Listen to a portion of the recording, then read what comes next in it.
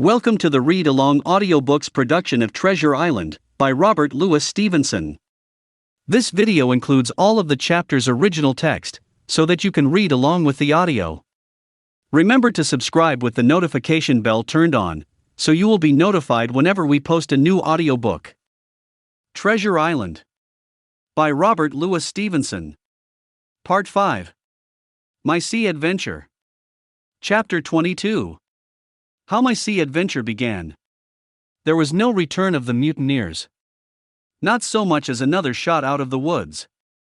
They had got their rations for that day, as the captain put it, and we had the place to ourselves, and a quiet time to overhaul the wounded and get dinner. Squire and I cooked outside in spite of the danger, and even outside we could hardly tell what we were at, for horror of the loud groans that reached us from the doctor's patients. Out of the 8 men who had fallen in the action, only 3 still breathed. That one of the pirates who had been shot at the loophole, Hunter, and Captain Smollett, and of these, the first 2 were as good as dead. The mutineer indeed died under the doctor's knife, and Hunter, do what we could, never recovered consciousness in this world. He lingered all day, breathing loudly like the old buccaneer at home in his apoplectic fit, but the bones of his chest had been crushed by the blow and his skull fractured in falling, and sometime in the following night, without sign or sound, he went to his Maker. As for the captain, his wounds were grievous indeed, but not dangerous. No organ was fatally injured. Anderson's ball, for it was Job that shot him first, had broken his shoulder blade and touched the lung, not badly. The second had only torn and displaced some muscles in the calf. He was sure to recover, the doctor said, but in the meantime, and for weeks to come, he must not walk nor move his arm, nor so much as speak when he could help it. My own accidental cut across the knuckles was a flea bite. Dr. Livesey patched it up with plaster and pulled my ears for me into the bargain. After dinner the squire and the doctor sat by the captain's side a while in consultation, and when they had talked to their heart's content, it being then a little past noon, the doctor took up his hat and pistols, girt on a cutlass, put the chart in his pocket, and with a musket over his shoulder crossed the palisade on the north side and set off briskly through the trees. Gray and I were sitting together at the far end of the blockhouse, to be out of earshot of our officers consulting, and Gray took his pipe out of his mouth and fairly forgot to put it back again, so thunderstruck he was at this occurrence. "Why, in the name of Davy Jones," said he, "is Dr. Livesey mad?" "Why no," says I, "he's about the last of this crew for that, I take it." "Well, shipmate," said Gray, "mad he may not be, but if he's not, you mark my words, I am." "I take it," replied I, "the doctor has his idea, and if I am right, he's going now to see Ben Gunn." I was right, as appeared later, but in the meantime, the house being stifling hot and the little patch of sand inside the palisade ablaze with midday sun, I began to get another thought into my head, which was not by any means so right. What I began to do was to envy the doctor walking in the cool shadow of the woods with the birds about him, and the pleasant smell of the pines, while I sat grilling, with my clothes stuck to the hot resin, and so much blood about me and so many poor dead bodies lying all around that I took a disgust of the place that was almost as strong as fear. All the time I was washing out the blockhouse, and then washing up the things from dinner, this disgust and envy kept growing stronger and stronger, till at last, being near a bread bag, and no one then observing me, I took the first step towards my escapade and filled both pockets of my coat with biscuit. I was a fool, if you like, and certainly I was going to do a foolish, overbold act, but I was determined to do it with all the precautions in my power. These biscuits, should anything befall me, would keep me, at least, from starving till far on in the next day. The next thing I laid hold of was a brace of pistols, and as I already had a powder horn and bullets, I felt myself well supplied with arms. As for the scheme I had in my head, it was not a bad one in itself. I was to go down the sandy spit that divides the anchorage on the east from the open sea, find the white rock I had observed last evening, and ascertain whether it was there or not that Ben Gunn had hidden his boat, a thing quite worth doing, as I still believe. But as I was certain I should not be allowed to leave the enclosure, my only plan was to take French leave and slip out when nobody was watching, and that was so bad a way of doing it as made the thing itself wrong. But I was only a boy, and I had made my mind up. Well, as things at last fell out, I found an admirable opportunity. The squire and Gray were busy helping the captain with his bandages, the coast was clear, I made a bolt for it over the stockade, and into the thickest of the trees, and before my absence was observed I was out of cry of my companions. This was my second folly, far worse than the first, as I left but 2 sound men to guard the house, but like the first, it was a help towards saving all of us. I took my way straight for the east coast of the island, for I was determined to go down the seaside of the spit to avoid all chance of observation from the anchorage. It was already late in the afternoon, although still warm and sunny. As I continued to thread the tall woods, I could hear from far before me not only the continuous thunder of the surf, but a certain tossing of foliage and grinding of boughs which showed me the sea breeze had set in higher than usual. Soon cool draughts of air began to reach me, and a few steps farther I came forth into the open borders of the grove, and saw the sea lying blue and sunny to the horizon and the surf tumbling and tossing its foam along the beach. I have never seen the sea quiet round Treasure Island. The sun might blaze overhead, the air be without a breath, the surface smooth and blue, but still these great rollers would be running along all the external coast, thundering and thundering by day and night, and I scarce believe there is one spot in the island where a man would be out of earshot of their noise. I walked along beside the surf with great enjoyment, till, thinking I was now got far enough to the south, I took the cover of some thick bushes and crept warily up to the ridge of the spit. Behind me was the sea, in front the anchorage. The sea breeze, as though it had the sooner blown itself out by its unusual violence, was already at an end. It had been succeeded by light, variable airs from the south and southeast, carrying great banks of fog, and the anchorage, under lee of Skeleton Island, lay still and leaden as when first we entered it. The Hispaniola, in that unbroken mirror, was exactly portrayed from the truck to the waterline, the Jolly Roger hanging from her peak. Alongside lay one of the gigs, silver in the stern sheets.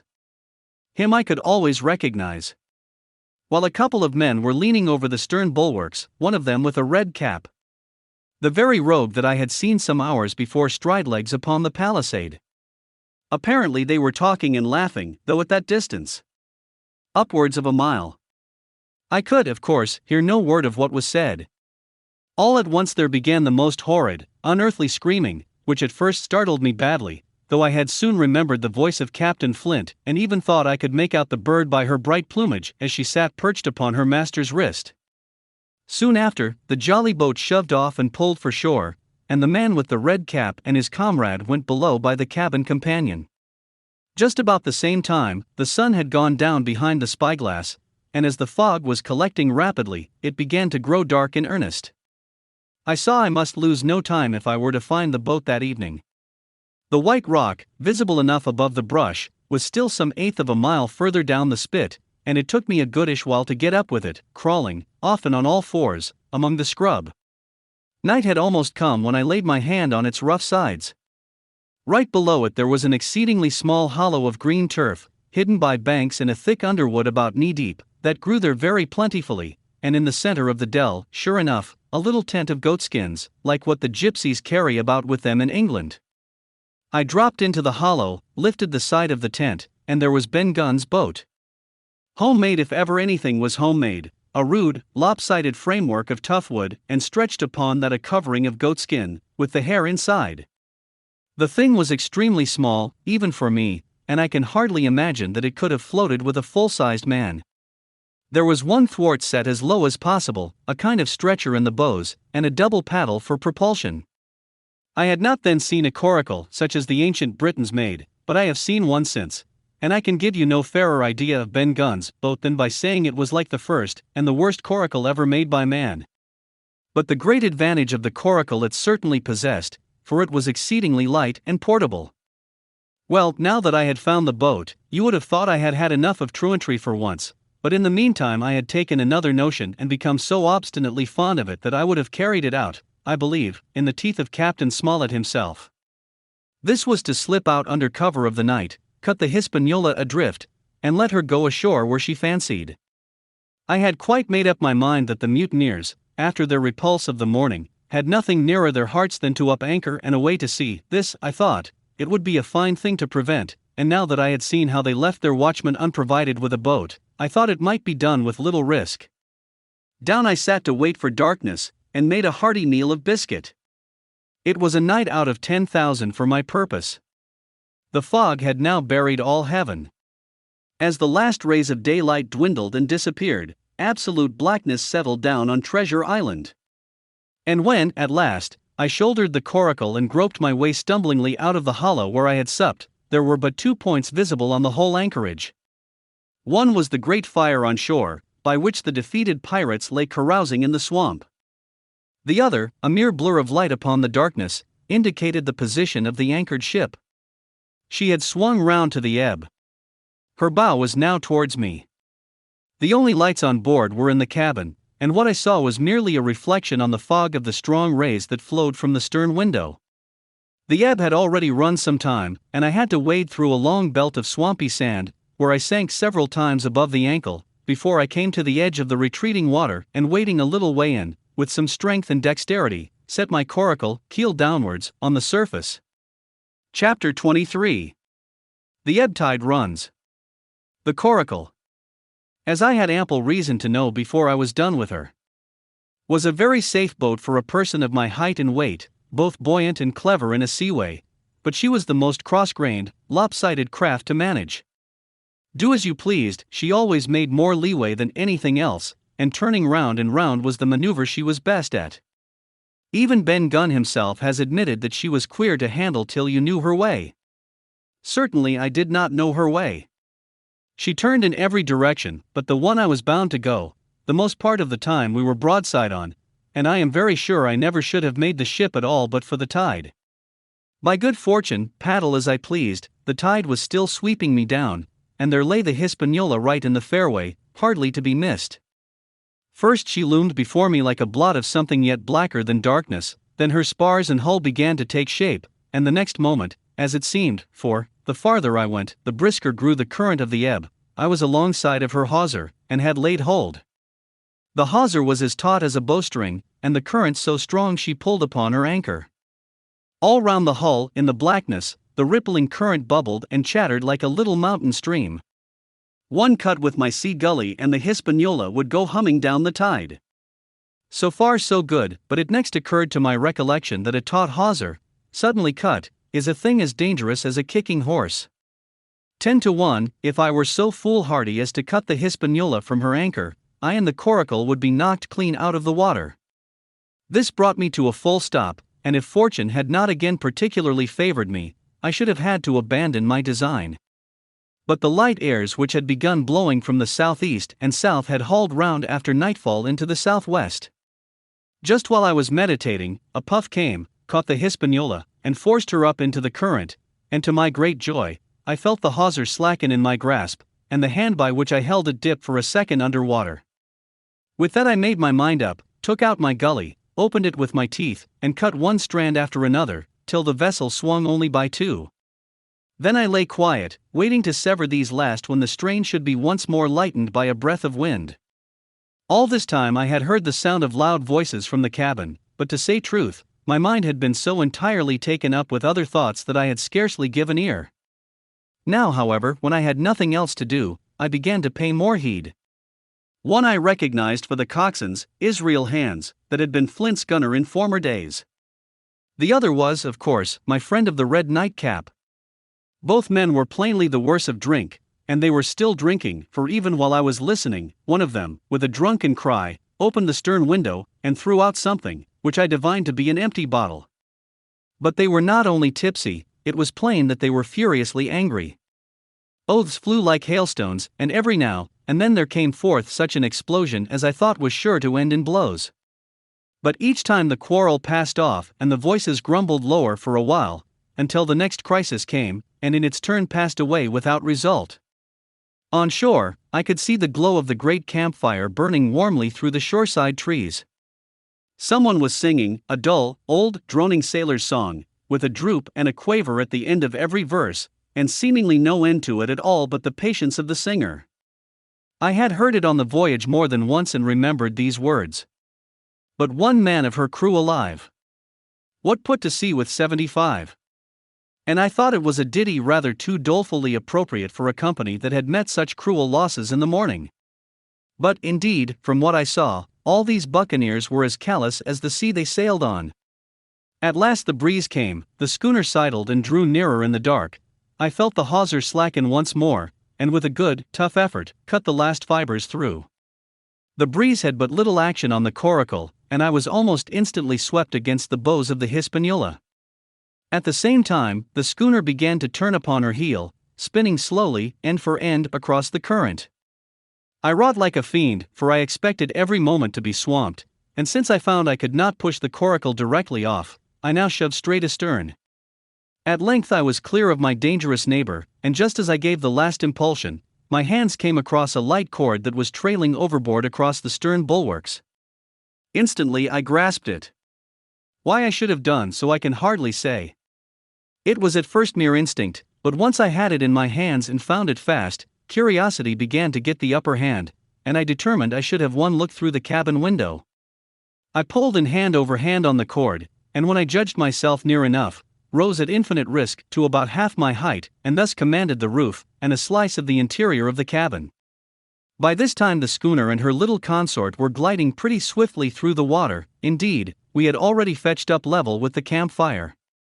The ship was talking, as sailors say, loudly, treading the innumerable ripples with an incessant weltering splash, and until I got my eye above the windowsill I could not comprehend why the watchman had taken no alarm. One glance, however, was sufficient, and it was only one glance that I durst take from that unsteady skiff. It showed me Hans and his companion locked together in deadly wrestle, each with a hand upon the other's throat. I dropped upon the thwart again, none too soon, for I was near overboard. I could see nothing for the moment, but these two furious and crimson faces swaying together under the smoky lamp, and I shut my eyes to let them grow once more familiar with the darkness. The endless ballad had come to an end at last, and the whole diminished company about the campfire had broken into the chorus I had heard so often. 15 men on the dead man's chest. Yo ho ho, and a bottle of rum. Drink and the devil had done for the rest. Yo ho ho, and a bottle of rum. I was just thinking how busy drink and the devil were at that very moment in the cabin of the Hispaniola, when I was surprised by a sudden lurch of the coracle. At the same moment, she yawed sharply and seemed to change her course.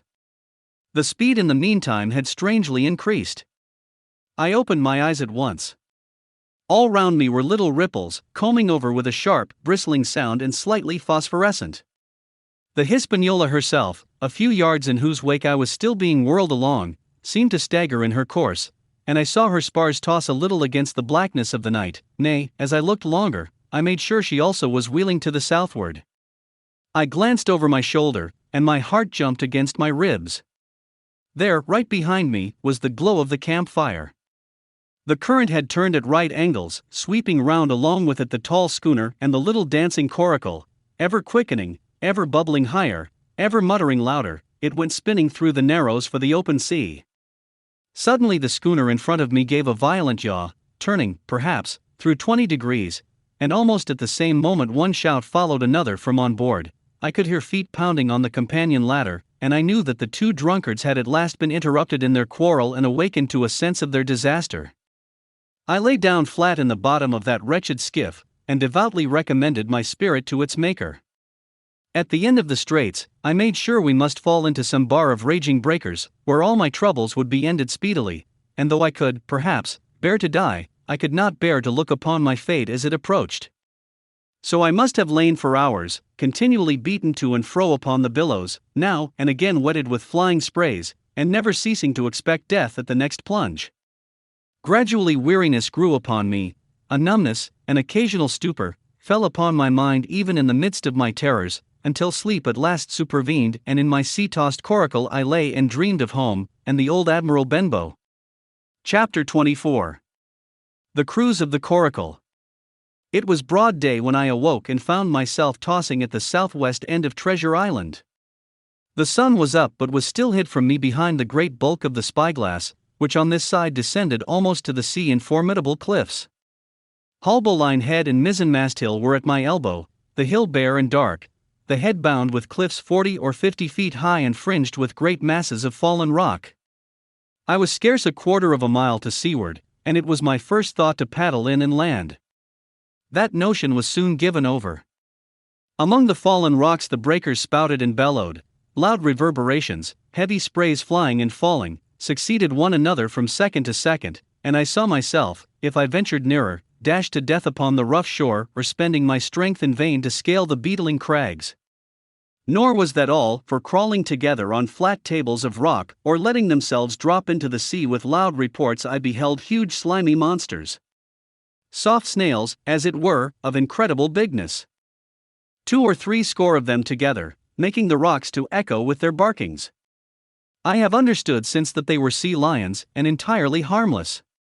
But the look of them, added to the difficulty of the shore, and the high running of the surf, was more than enough to disgust me of that landing place. I felt willing rather to starve at sea than to confront such perils. In the meantime I had a better chance, as I supposed, before me. North of Haulbowline Head, the land runs in a long way, leaving at low tide a long stretch of yellow sand. To the north of that, again, there comes another cape. Cape of the Woods, as it was marked upon the chart. Buried in tall green pines, which descended to the margin of the sea. I remembered what Silver had said about the current that sets northward along the whole west coast of Treasure Island, and seeing from my position that I was already under its influence, I preferred to leave Haulbowline Head behind me and reserve my strength for an attempt to land upon the kindlier-looking Cape of the Woods. There was a great, smooth swell upon the sea. The wind blowing steady and gentle from the south, there was no contrariety between that and the current, and the billows rose and fell unbroken. Had it been otherwise, I must long ago have perished, but as it was, it is surprising how easily and securely my little and light boat could ride. Often, as I still lay at the bottom and kept no more than an eye above the gunwale, I would see a big blue summit heaving close above me, yet the coracle would but bounce a little, dance as if on springs, and subside on the other side into the trough as lightly as a bird. I began after a little to grow very bold and sat up to try my skill at paddling. But even a small change in the disposition of the weight will produce violent changes in the behavior of a coracle. And I had hardly moved before the boat, giving up at once her gentle dancing movement, ran straight down a slope of water so steep that it made me giddy, and struck her nose, with a spout of spray, deep into the side of the next wave. I was drenched and terrified, and fell instantly back into my old position, whereupon the coracle seemed to find her head again, and led me as softly as before among the billows. It was plain she was not to be interfered with, and at that rate, since I could in no way influence her course, what hope had I left of reaching land? I began to be horribly frightened, but I kept my head for all that. First, moving with all care, I gradually bailed out the coracle with my sea cap. Then, getting my eye once more above the gunwale, I set myself to study how it was she managed to slip so quietly through the rollers.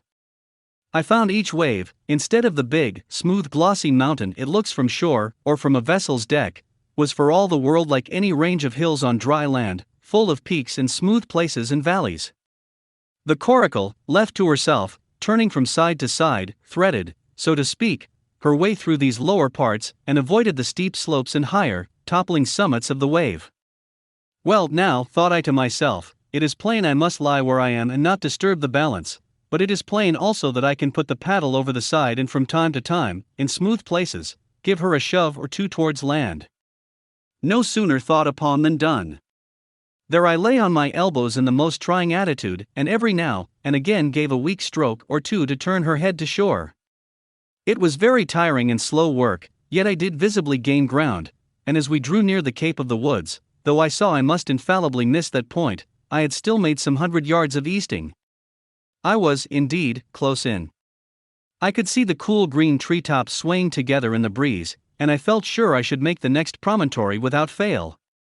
It was high time, for I now began to be tortured with thirst.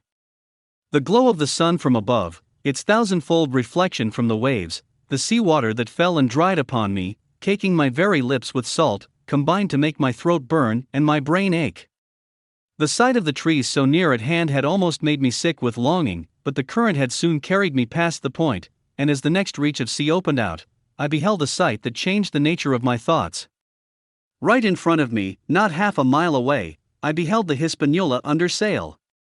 I made sure, of course, that I should be taken, but I was so distressed for want of water that I scarce knew whether to be glad or sorry at the thought, and long before I had come to a conclusion, surprise had taken entire possession of my mind, and I could do nothing but stare and wonder. The Hispaniola was under her mainsail and 2 jibs, and the beautiful white canvas shone in the sun like snow or silver. When I first sighted her, all her sails were drawing, she was lying a course about northwest, and I presumed the men on board were going round the island on their way back to the anchorage. Presently she began to fetch more and more to the westward, so that I thought they had sighted me, and were going about in chase. At last, however, she fell right into the wind's eye, was taken dead aback, and stood there a while helpless, with her sails shivering. "Clumsy fellows," said I, "they must still be drunk as owls." And I thought how Captain Smollett would have set them skipping. Meanwhile the schooner gradually fell off and filled again upon another tack, sailed swiftly for a minute or so, and brought up once more dead in the wind's eye. Again and again was this repeated. To and fro, up and down, north, south, east and west, the Hispaniola sailed by swoops and dashes, and at each repetition ended as she had begun, with idly flapping canvas. It became plain to me that nobody was steering. And if so, where were the men? Either they were dead drunk or had deserted her, I thought, and perhaps if I could get on board I might return the vessel to her captain. The current was bearing coracle and schooner southward at an equal rate. As for the latter's sailing, it was so wild and intermittent, and she hung each time so long in irons, that she certainly gained nothing, if she did not even lose. If only I dared to sit up and paddle, I made sure that I could overhaul her.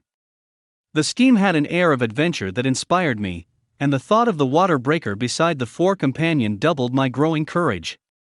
Up I got, was welcomed almost instantly by another cloud of spray, but this time stuck to my purpose and set myself, with all my strength and caution, to paddle after the unsteered Hispaniola. Once I shipped a sea so heavy that I had to stop and bail, with my heart fluttering like a bird, but gradually I got into the way of the thing and guided my coracle among the waves, with only now and then a blow upon her bows and a dash of foam in my face. I was now gaining rapidly on the schooner. I could see the brass glisten on the tiller as it banged about, and still no soul appeared upon her decks. I could not choose but suppose she was deserted. If not, the men were lying drunk below, where I might batten them down, perhaps, and do what I chose with the ship. For some time she had been doing the worst thing possible for me. Standing still. She headed nearly due south, yawing, of course, all the time. Each time she fell off, her sails partly filled, and these brought her in a moment right to the wind again. I have said this was the worst thing possible for me, for helpless as she looked in this situation, with the canvas cracking like cannon, and the blocks trundling and banging on the deck, she still continued to run away from me, not only with the speed of the current, but by the whole amount of her leeway, which was naturally great. But now, at last, I had my chance. The breeze fell for some seconds, very low, and the current gradually turning her, the Hispaniola revolved slowly round her center, and at last presented me her stern, with the cabin window still gaping open and the lamp over the table still burning on into the day. The mainsail hung drooped like a banner. She was stock still but for the current. For the last little while I had even lost, but now redoubling my efforts, I began once more to overhaul the chase. I was not 100 yards from her when the wind came again in a clap. She filled on the port tack, and was off again, stooping and skimming like a swallow. My first impulse was one of despair, but my second was towards joy. Round she came, till she was broadside onto me. Round still till she had covered a half, and then 2/3, and then 3/4 of the distance that separated us. I could see the waves boiling white under her forefoot. Immensely tall she looked to me from my low station in the coracle. And then, of a sudden, I began to comprehend. I had scarce time to think. Scarce time to act and save myself. I was on the summit of one swell when the schooner came stooping over the next. The bowsprit was over my head. I sprang to my feet and leaped, stamping the coracle under water. With one hand I caught the jib boom, while my foot was lodged between the stay and the brace, and as I still clung there panting, a dull blow told me that the schooner had charged down upon and struck the coracle, and that I was left without retreat on the Hispaniola. This is the end of the chapter. We have linked to the next chapter on this screen, or please feel free to visit our channel to explore the other titles we have available. Please remember to subscribe with the notification bell turned on, so you will be notified whenever we post a new audiobook. Thank you.